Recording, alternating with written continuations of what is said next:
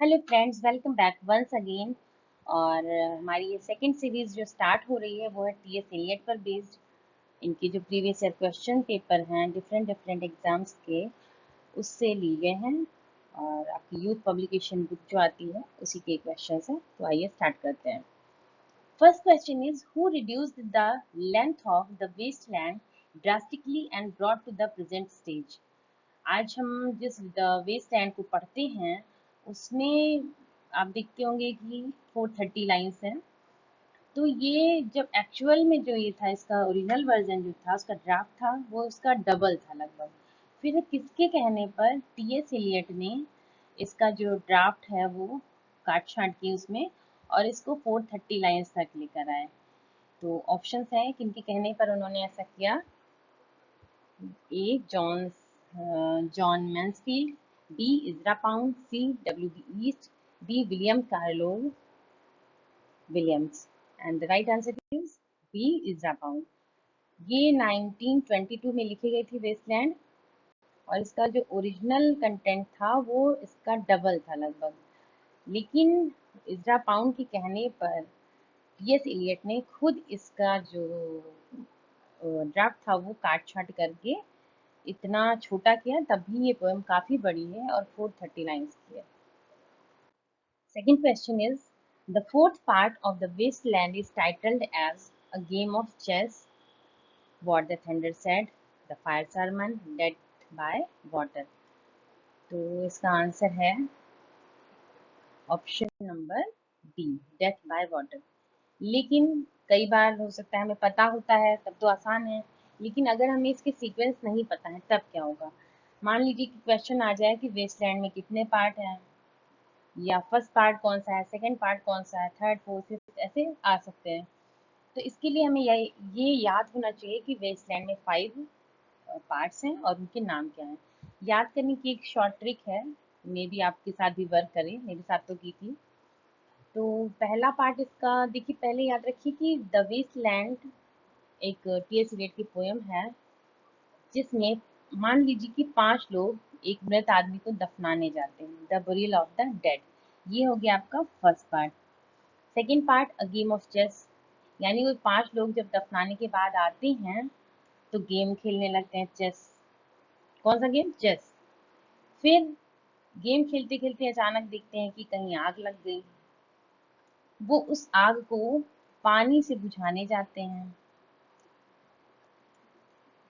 पानी से बुझाने जाते हैं। फिर पानी से बुझाते हैं, उधर क्या होता है, तूफान आ जाता है। ये हो गया आपका 5 पार्ट। यानी कि the burial of the dead, dead, chess, fire, water, thunder, इन 5 को रिलेट करते हुए आप अपना मेमोरी को बता सकते हैं कि इसका पार्ट कौन कौन सा है और कितने पार्ट्स हैं इसमें।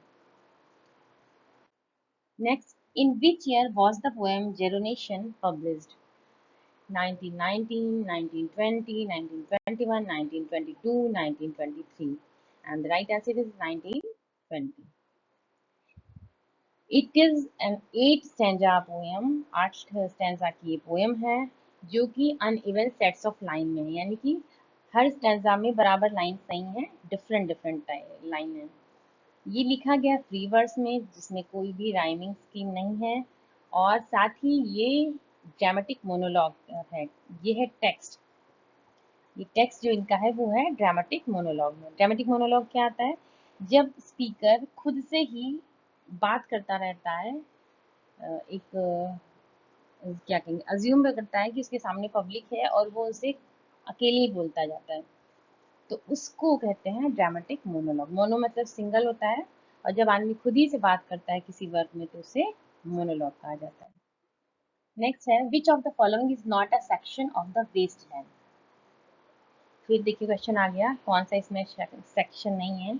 और वेस्ट लैंड तो बहुत इंपॉर्टेंट परफेक्ट है सीनेट का, और इससे रिलेटेड एक नए क्वेश्चन तो एग्जाम पेपर में बनता ही है। तो अगर हमें पता है कि the first part is the burial of the dead है यहाँ पे, second part is a game of chess. अब देखिए अगर आपने सिर्फ गेम और याद किया तो यहाँ प्रॉब्लम हो जाएगी, चेस की जगह थ्रॉन्स है, तो वो ये हमारा हो गया गलत। यानी कि the right answer is here option D.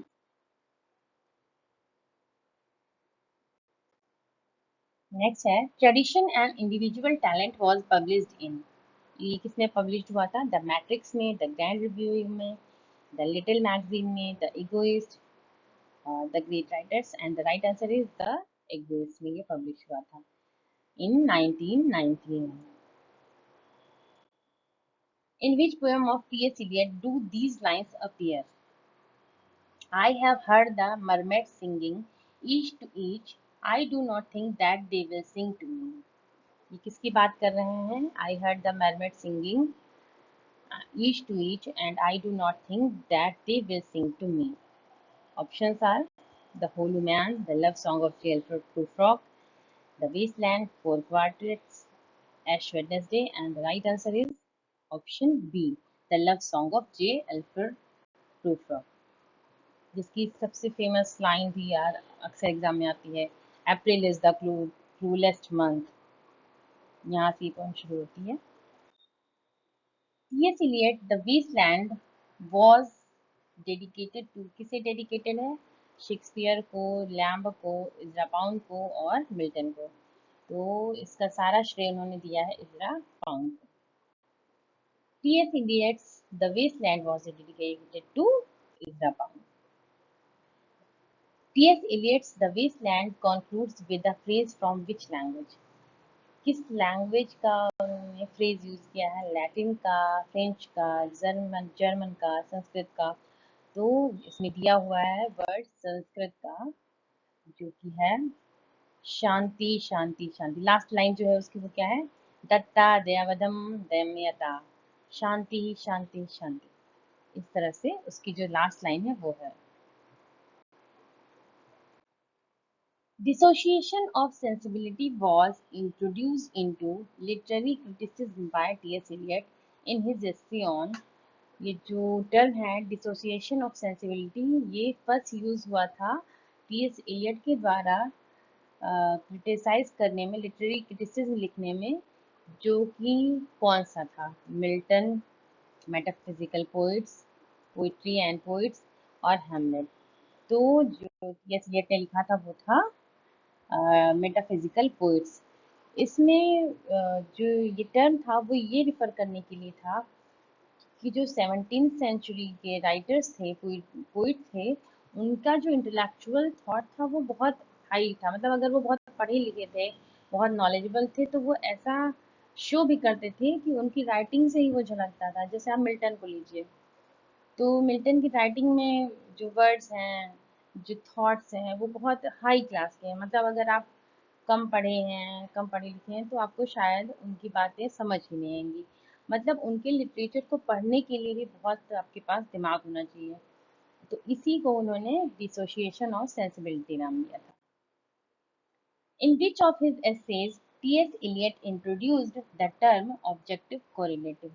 ये भी इनका बहुत फेमस टर्म है। आप याद रखिए कि इनकी पोएम्स के साथ साथ जो इन्होंने टर्म दिए हैं अपने क्रिटिकल राइटिंग को लिखने में, वो भी बहुत इंपॉर्टेंट है। और ये है हेमलेट का। In his famous essay Hamlet and his problems, इन्होंने लिखा था, जो कि ये टर्म दिया था objective correlative. Eliot wrote this essay in 1919। ये भी इनका एक बहुत फेमस वर्क है और एग्जाम के पॉइंट ऑफ व्यू से भी बहुत इंपॉर्टेंट है। Next, who is the person that appears throughout the Waste Land? वो ऐसा कौन सा पर्सन है जो वेस्टलैंड में पूरे टाइम प्रेजेंट रहता है? Marie Larisch, Tyriasis, Madame Sosostris, or Thomas Becket? And the right answer is Tyriasis, जो कि दो तरह का, मतलब एक ऐसा जीव है जो कि आधी क्वालिटीज मैन की रखता है और आधी वुमेन की रखता है। The Waste Land is a long poem by the American poet T S. Eliot and first published in 1922 in Criterion. Criterion क्या था? मैगजीन थी। And Tyreasis is the central figure of this poem. According to Eliot, is the central figure in the wasteland, an interested spectator of the modern wasteland, and what Tyreasis see in the substance of the whole poem.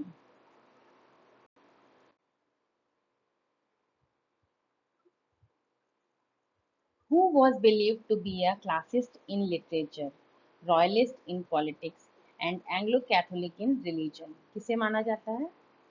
तो ये भी इनके बारे में एक बहुत famous line है, classist in literature, royalist in politics and Anglo Catholic in religion. इनके जो व्यूज थे, जो इनके थॉट्स थे, उसको कहा जाता है। तो ऑप्शन है Samuel Butler, Aldous Huxley, Matthew Arnold और T S. Eliot, and the right answer is T S. Eliot. In how many parts is the wasteland divided? Wasteland divided into 2 parts, 3 parts, 4 or 5. The right answer is 5 parts. आपको पता है, और इसके parts भी आपको पता है, the burial of dead, a game of chess, fire sermon, death by water and what the thunder said. From where does Eliot borrow this epigraph for generation? Thou hast nor youth nor age, but as it were an after dinner sleep, dreaming of food. ये किससे ली गई है line? The Tempest, Twelfth Night, Measure for Measure, Much Ado About Nothing, Cymbeline. और ये सारे place आपको पता है किसके हैं? शेक्सपियर के हैं। और ये है, इसमें से जो आंसर है वो है मीजर फॉर मीजर की ये लाइन है, thou hast nor youth nor age, but as it were an after dinner sleep, dreaming of both. होता है, उनकी ये स्पीच होती है, उसी से ये लाइन्स ली गई हैं। What is Eliot's sense of tradition? Options are A. Know and understand the past as a whole. B. Admire, know and perhaps imitate a few past poets. C. Learn and study literary history and conquered socio-political economic movement. D. Explore, glean and use insights from chosen epochs or periods. E है be critically conscious of the main literary trends, perhaps enriched by smaller. तो answer इसका है option E, be critically conscious of the main literary trends, perhaps enriched by smaller। तो जो main literary trends था वो क्या था कि जो कल्चर है हमारा, जो ट्रेडिशन है, वो हमारे पास्ट से धीरे धीरे इनहेरिट होके हमारे पास आता है और वो प्रेजेंट में घुल जाता है। लेकिन एलियट का ऐसा मानना था कि जो इनवैलिड चीज़ें हैं या जो काम की चीज़ें नहीं हैं, प्रेजेंट में वो गायब हो जाती हैं, और जो मतलब की चीज़ें होती हैं सिर्फ वही इनहेरिट होके आती हैं।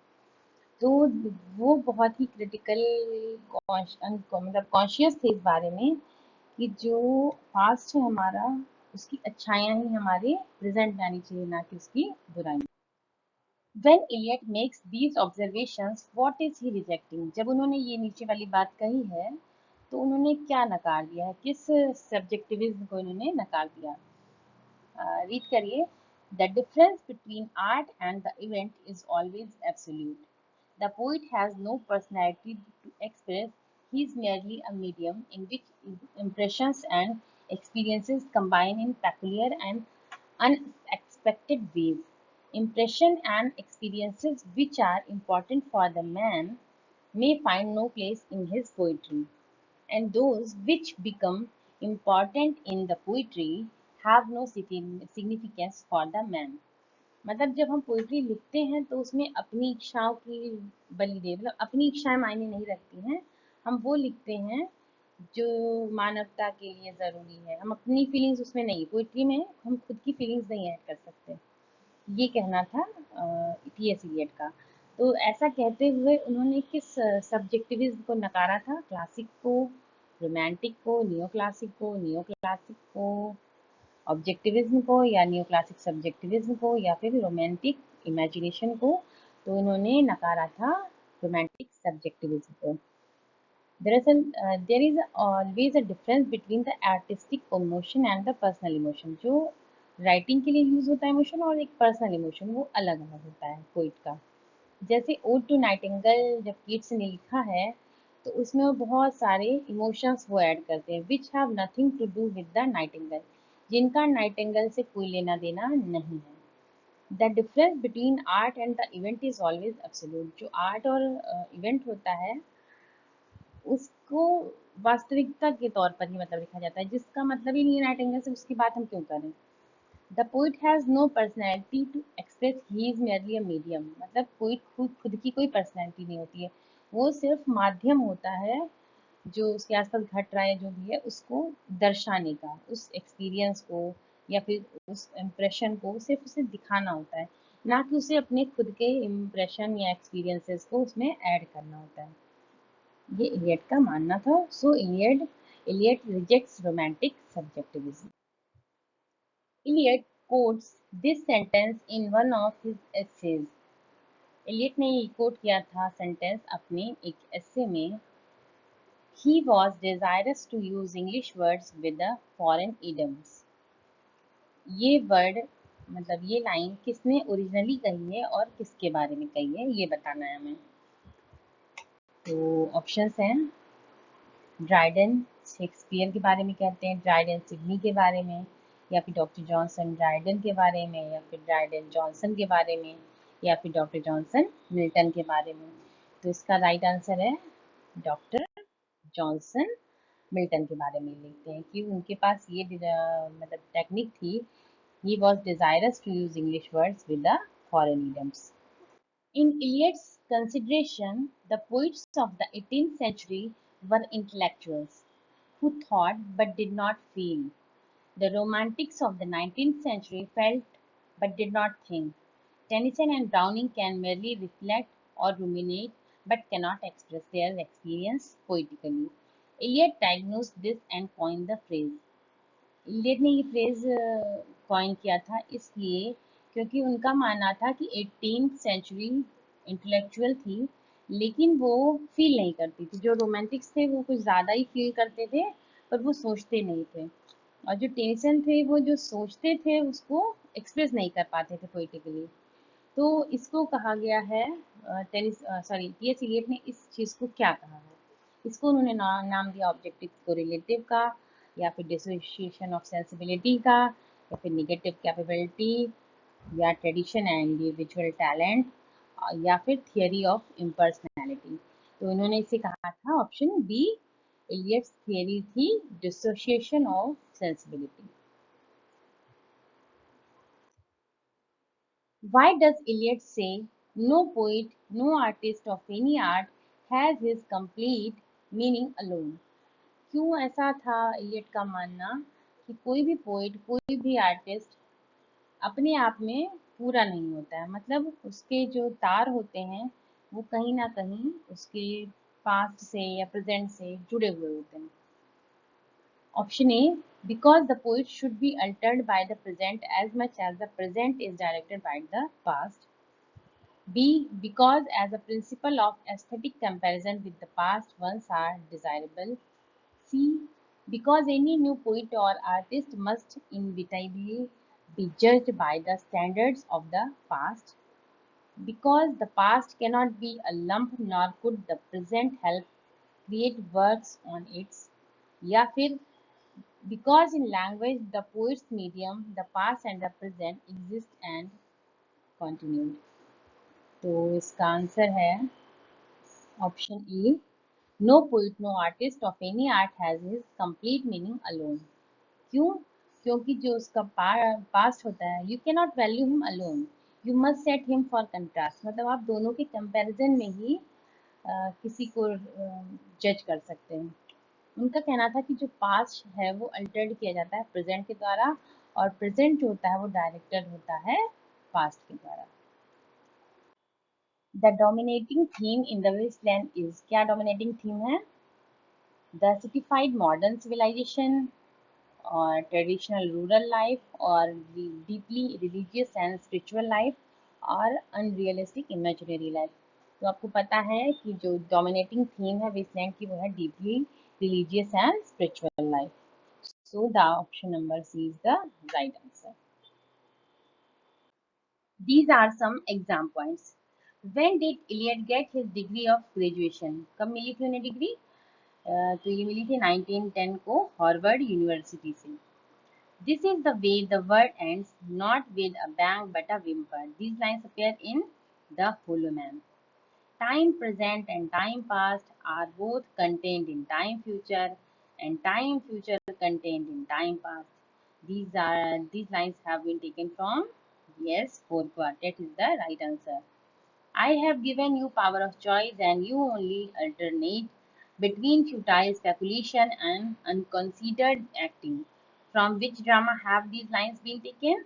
So the drama is the Rock. And the dead tree gives no shelter, the cricket no relief, and dry stones no sound of water. These lines appear in Wasteland.